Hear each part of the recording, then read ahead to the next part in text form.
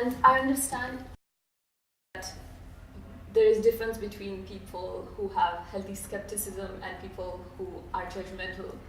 How do you handle people who are judgmental about channeling? I think that they have a right to that. I certainly was, you know. I mean, I think it was easy for me when I was growing up to sort of throw out the baby with the bathwater when it came to religions or anything spiritual. I mean, I grew up in Manhattan, you know, until I was about 10, 11.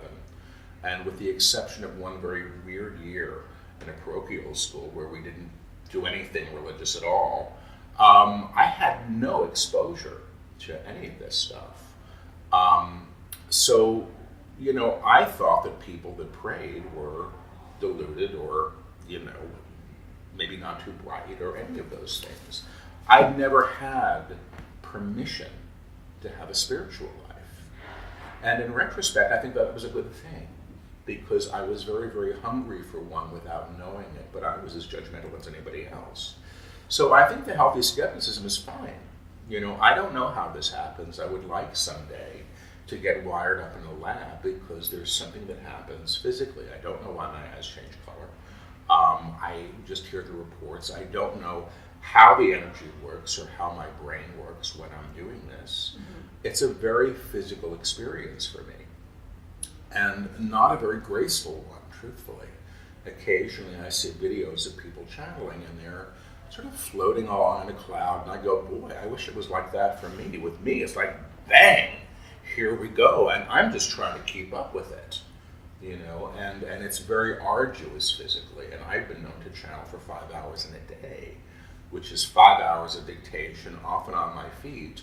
I mean, my guides don't seem to get fatigued at all, and when I'm channeling, I'm fine.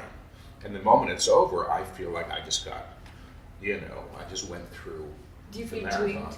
I don't usually feel drained, no, because I'm receiving the energy, but I can feel exhausted from the experience. And I often feel hypersensitive after I've been channeling a lot. I have a friend that calls it psychic burn, but it's a little like being sunburned and, you know, and highly sensitive. So if somebody drops a fork across the room, I'm going to jump out of my skin, because I think that my sense is that my central nervous system is being worked with as I'm channeling as a conduit, and my nerves are kind of raw after that. It takes a little while to sort of come back in and settle in after I work.